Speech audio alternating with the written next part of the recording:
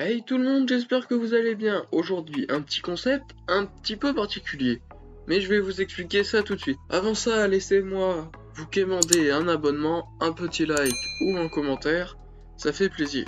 Donc le concept est plutôt simple. J'ai un pote qui a fait un dessin et il me l'a montré. Je lui ai donc dit de me l'envoyer. Parce que j'ai une petite idée. C'est de transformer ce dessin avec Photoshop. Donc c'est un dessin en noir et blanc, comme vous pouvez le voir. C'est plutôt un crayonné qu'un dessin d'ailleurs. Mais c'est sympa quand même. Bon, vous voyez que ce dessin est particulier car on dirait un peu... Vous avez compris, une bite en fusée. Et oui, bah oui, hein, c'est ça. On va pas argumenter dessus de toute façon. Alors on se retrouve sur Photoshop. Et qui dit fusée dit espace. Qui dit espace dit étoile. Qui dit étoile dit point blanc. Et pour faire ça, je vais créer plusieurs calques sur lesquels je vais ajouter du grain, enfin du bruit, puis le modifier un peu et le détourer.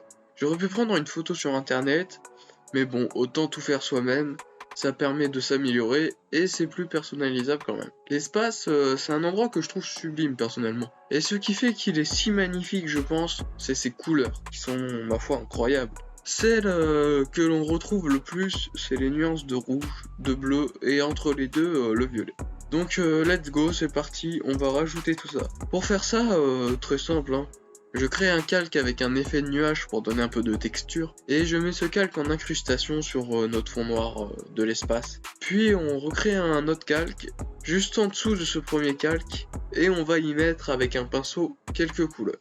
Maintenant, je vais prendre la forme de la fusée pour la calquer et pouvoir la reconstituer ensuite. Hop, la petite image censurée pour des raisons évidentes. Et on va venir prendre le petit chapeau pour l'adapter à notre magnifique fusée. Je vais venir apporter une texture de peau pour la fusée. Ça paraît logique, je vais pas aller chercher des images bizarres sur internet. Hein. Puis go, hein, découper cette peau en plusieurs parties pour une impression de couches qui vont venir se superposer. Je vais mettre des ombres pour aider cet effet là. Oh, et puis allons mettre les petites veines évidemment, donc pas grand chose à dire dessus. Car c'est techniquement plutôt simple, il n'y a pas grand chose à faire. Je sais pas trop ce qui était dessiné au bas de la fusée, mais je suppose que c'était un cône, un bateau D, voilà.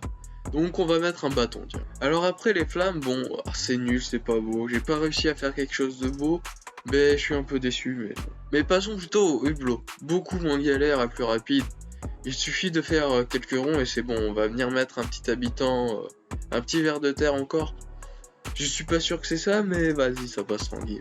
Et la phase sûrement la plus complexe, c'est les planètes. Donc je sais pas les faire en fait. J'y ai pas trop réfléchi et c'est pas simple à faire. Il y a plein d'éléments à penser comme la texture, les couleurs, l'incrustation dans le décor. Bref, une petite galère. Et pour finir, on va rajouter quelques couleurs sur la fusée pour donner l'impression que ça a été un minimum travaillé. Parce que bon, je suis pas chaud en colorisation, faut que j'apprenne à faire quelque chose de propre. Mais en attendant, ça suffit largement pour ce dessin. C'est juste un délire entre potes, c'est pour rire, vous le comprenez sûrement. Donc je vous souhaite sur ce une bonne fin de vidéo et à bientôt.